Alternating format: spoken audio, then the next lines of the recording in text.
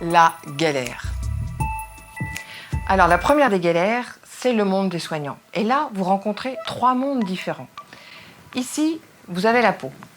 Le premier monde, c'est celui des universitaires. Eux, ils ont démontré que la peau, elle fonctionne comme une éponge. Elle est trop poreuse. Et tout ce qui est dans l'air va passer à travers. Donc, leur slogan, ça va être « il ne faut pas que ça rentre ».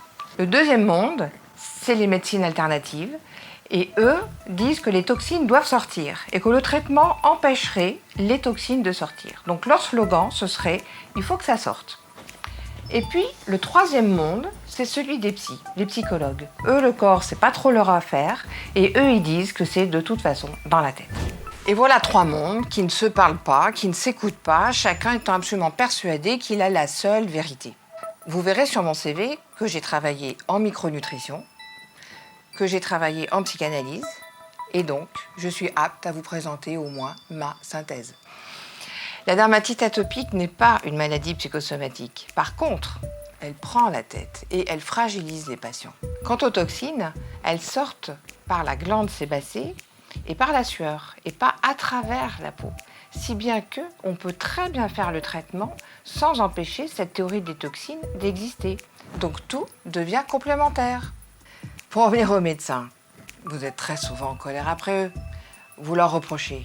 D'abord, les délais sont trop longs. Après, ils n'y connaissent rien. Ils disent tout son inverse, et de toute façon, à la fin, ils donnent de la cortisone et ils n'ont absolument jamais répondu aux questions. Aïe, aïe, aïe. Bon, à vrai dire, c'est pas vraiment faux.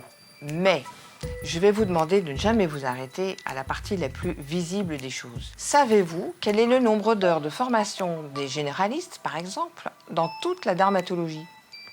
12 heures en 7 ans. Donc vous comprenez que c'est pas facile pour eux non plus. Et les pharmaciens, c'est guère mieux.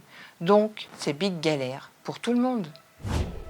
Et puis, il n'y a pas que les médecins. Autour de vous, il y a une société, il y a une famille, et il y a un discours ambiant qui vraiment ne vous fait pas du bien.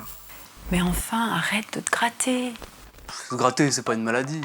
Tu te fais du mal. T'as cherché à quoi t'étais allergique? La cortisone, mais c'est dangereux, ça. Et puis, il y a le regard des autres. C'est quoi, tu te soignes? T'as vu la tête que t'as aujourd'hui? Tu te soignes? T'as vu ta tête? Et puis, le vôtre. Alors, avec toutes ces questions auxquelles vous n'avez pas de réponse, avec tous ces jugements de valeur et ces préjugés, c'est normal que vous vous sentiez perdu et que vous vous sentiez abandonné. Alors, pour sortir de cette galère, la meilleure façon, c'est de comprendre comment fonctionne votre peau. Pour ça, on va faire des jeux, des expériences. Rejoignez-moi sur le tuto suivant. Qu'est-ce qu'elle a ma peau?